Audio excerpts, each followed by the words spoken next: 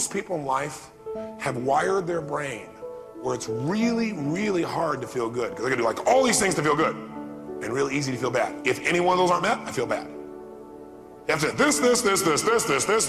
this, all these things, and then I get to feel good. And if any one of those are out, I feel bad. Is that a very intelligent way to wire your brain? No, but I gotta tell you something. I hate to say 100% because I'm sure there must be an exception, but I've not seen one yet. From even the people that seem to be most happy, most successful. We're wired, most of us wired to have pain. And then we go into a relationship, business or personal. And we got all these rules, okay? And you got them. And we expect, number one, for the other person to know what the rules are and behave by them, even though we never taught them to them. And we aren't even aware of what our own rules are, so how could we? Because most of them are unconscious, aren't they? All we know is we get pissed off when they get violated. And we say, you should know. See, that doesn't work. So the conversation about rules that I'd like to have with you this morning, I mean, I could do 5 days with you just on rules, so I'm gonna try and keep it tight. What I would suggest is that we get an idea of what each other's rules are in the context of our relationship in business, at least. Like, what are your rules for doctors, staff? You have some rules, whether you say them or not. Doctors must what? What must they do? How must they be with you, with patients, right? And by the way, doctors, you have rules for your staff, and you probably haven't communicated them. You expect them to know them. Of course they know what it is. How must your staff do or be for you, for your patients? You also have rules for patients. Some of you get pissed off at your patients. Patients must what? They must come on time. They must be there. They must. And see, when our musts aren't met, we get rather perturbed, right? And you know what? Patients probably have a different set of rules for you. Patients' rules are, if I get there, then I should be helped. And you know what? When people have a rules clash, they have an upset. I want you to write this in your notes and remember this for the rest of your life. Every upset you've ever had or ever will have with another human being is a rules upset. Every upset you've ever had or you ever will have with another human being is a rules upset. You are not upset with a human being. You're upset with their rules because you have a different set of rules. So every upset you've ever had with another human being has been a rules upset. Well, I think it's really important. First of all, it's great to be with you all here. I know you've had a full day, and I hope to add some real value to you in this brief time. I think it's really critical that you understand that everybody wants to grow their business, and we all go through different phases, right? Just like human beings go through phases. You know, you give birth to your business, and you're an infant, and an infant is a run for survival, and cash flow problems are a natural process in most cases, and you're running.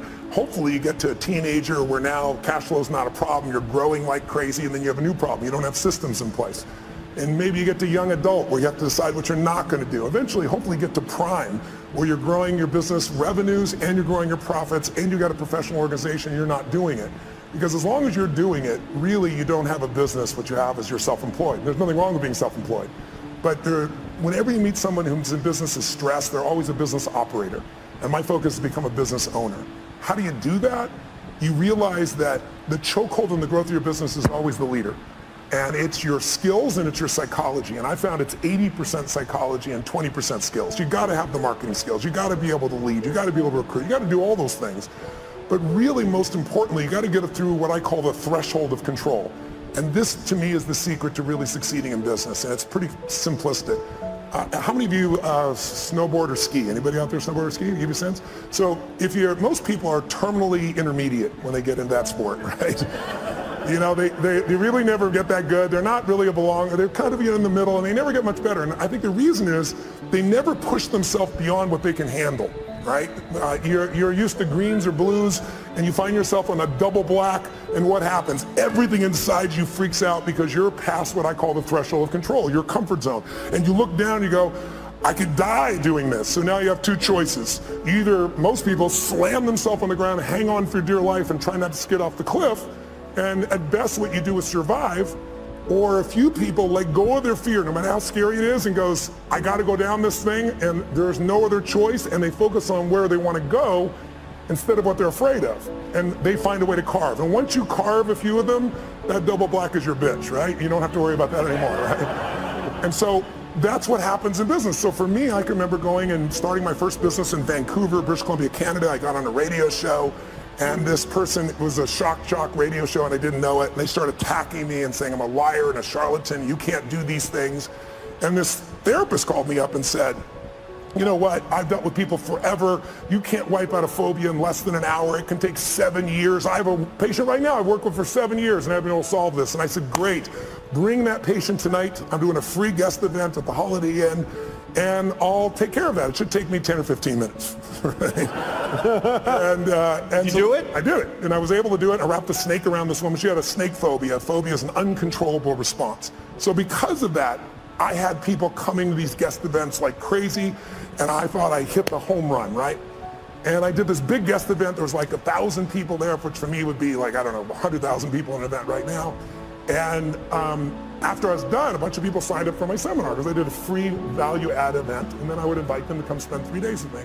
And this man walks up to me, and he's from immigration. He goes, a great seminar. He goes, I'd like to see your work permit. And I said, what's a work permit? Right? You know, when you're in beginning business, you don't know these things, right? He goes, well, to work in this country, you need a work permit. And he said, I'll tell you what, I got to see you tomorrow at 5:30. I goes, well, my seminar starts at 7. He goes, you'll be fine, just you got to be there at 5:30. He said, I'm not asking, it's a requirement. So I show up at 5:30. I wait for half an hour. Now I'm starting to stress. And finally I sit down with a guy and he says, you're taking away Canadian jobs. I said, how many Canadian firewalkers are there? Come on, that's what I was doing those days. Right? And he said, no, you teach NLP skills, neuro-linguistic programming, and these people have classes of 20 people and you got a class of 500. And so they say you're taking jobs, so your event is over. So what do you mean your event's over? He goes, if you walk on that stage tonight, we will handcuff you and deport you. This is what I call a threshold of control. Right? He says, you're going to have to give the money back. I said, I can't give the money back. I spent all the money to put on the seminar. I wasn't a good businessman. I just wanted to help everybody, right? So I spent all the money to do it. And he goes, you have no money? Well, you're going to have to deal with that. So I walked out of the building. I have 40 minutes. People are going to arrive. I can't go on stage. What do you do? I told my 3 staff members, 2 of which were volunteers, what happened. They're like, and I said, here's what we're doing. I'm doing this seminar. And they said, you're going to go to jail. I said, I'm not going to jail. I said, how close is the border? True story. And they said, well, there's a place called Bellingham, Washington. It's about 1 hour and 40 minutes. I said, rent me 6 buses and I'll meet the people out front before they go in the hotels. It's not a problem. I met everybody up front. They said, this is a traveling seminar. It's a surprise, right? We're going to Bellingham. We're going to America. And it was a 3-day seminar. We had to go and come back each day and night for 3 days in a row. I got all but 4 people to agree to do it. And then I got to Bellingham, Washington at the Holiday Inn there, and there was like a bar mitzvah or a wedding or some stuff next door, and it was so loud you couldn't hear anybody. And so I said, just lie on the floor, close your eyes, I'm going to hypnotize you into this, right? You know? But so what happened was you learn how to get through that, right? And we learn how to be resourceful. When you realize that your problem is not a lack of resources, it's not a lack of money or technology or contacts, it's not. It's your psychology. Because the ultimate resource is resourcefulness. And human emotion, that's what starts wars, that's what makes a business begin, that's how you have children, that's how we end wars, it's all emotion.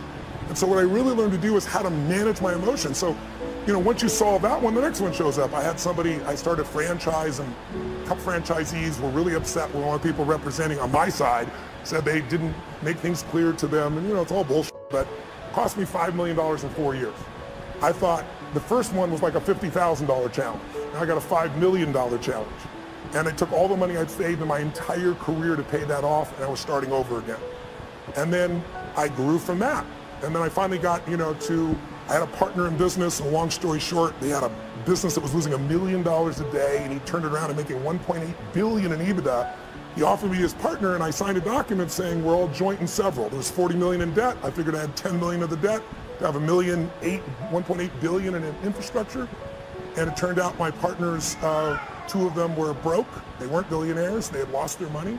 And the other one was the son of a billionaire, and his dad had given him nothing, had $5 million to his name. So I was on the hook shortly after for $120 million when they didn't have $120 million. I figured out how to deal with that. By doing that, I eventually took my companies to this year will surpass $6 billion in 33 companies because I made it through the threshold of control. So I want you to know, when you see these big numbers by any entrepreneur, they all started with blocking and tackling, and they all started with how do I get both the skill and more importantly the psychology. You can get the skill if you can get that part of you that just doesn't die, the part of you that finds the way to add more value than anybody else so you can keep growing.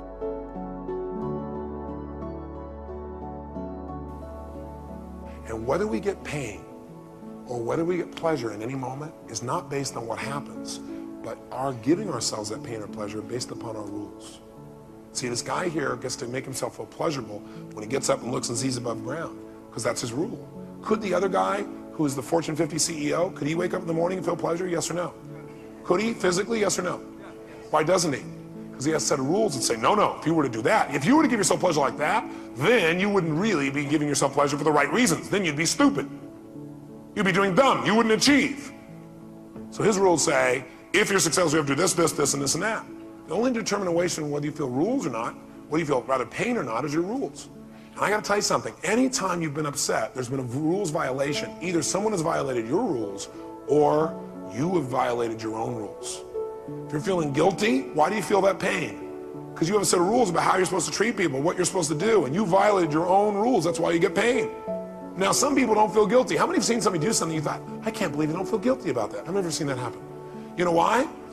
They would if they had whose rules? Yours. But they don't have your rules. They have a different set of rules. By the way, whose rules are the right rules? That's right. We all know our rules are the right rules. And by the way, did you sit down consciously and analyze the best possible rule I could have to enhance the quality of my life, my relationship with other people would be this? No. You've gotten your rules, you picked them up along the way, scooped them in here, you've gotten them from pain and pleasure and things that happen along the way, and they may not make any sense at all.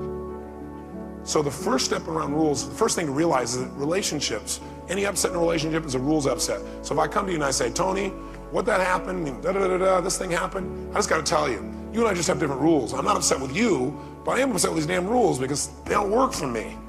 You know, now I know you don't want my rules either, but there's got to be some place in the middle where we can meet so that you and I can keep the great relationship we have.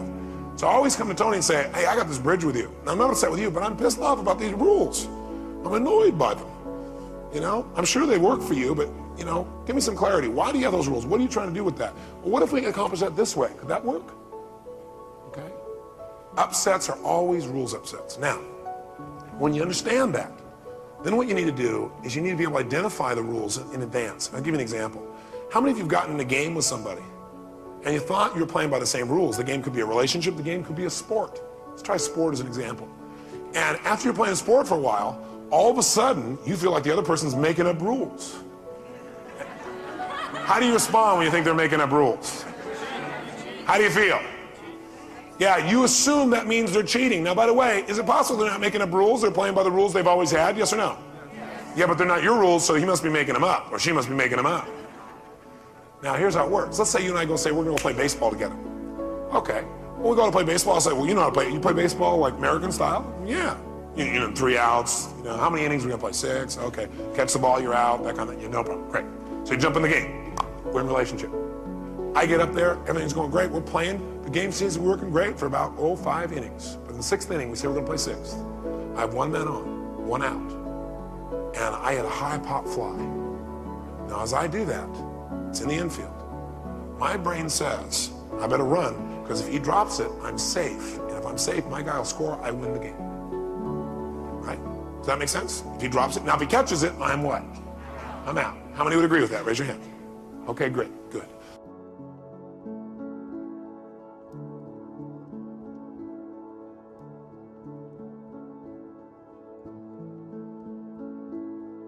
There's no secret to success. There's a system to success. And no matter what organization you become a part of, the system works if you work it. If you don't work it, it won't work. But it works if you work it. And that's one 4-letter word that most people don't like. They're not willing to work. So yes. I studied these people and they mentored to me. I feel their spirits. I surrounded myself in my bed with their books and their audio, in my imagination, and listening to their audio programs. Yes. So how much does the library card cost? It's free in the United States. I don't know what in your country.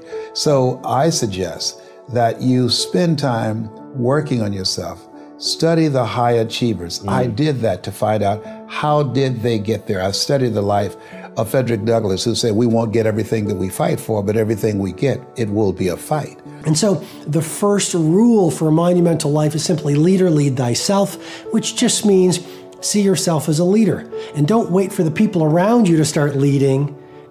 Lead where you're planted. Lead by example. You stand up first. Be an army of one when it comes to leadership and spreading that leadership possibility around you. Training them. So public speaking, rock climbing, if you want to get good at rock climbing, you want to get over that fight or flight response when you get out, go rock climbing, you'll get used to it. You scared of heights, go start parachuting, you'll get used to it. You're scared of the water, get worked up and go through swimming and then become scuba certified. Just the things that you're not comfortable with, get comfortable with being uncomfortable. And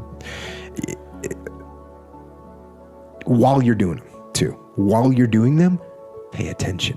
Things inevitably get better for people. So it's not a luxury, it's difficult. It's a moral responsibility, and it isn't happiness. It's not, the pursuit isn't for happiness. It's a moral responsibility to pursue what is meaningful. Absolutely. Yeah.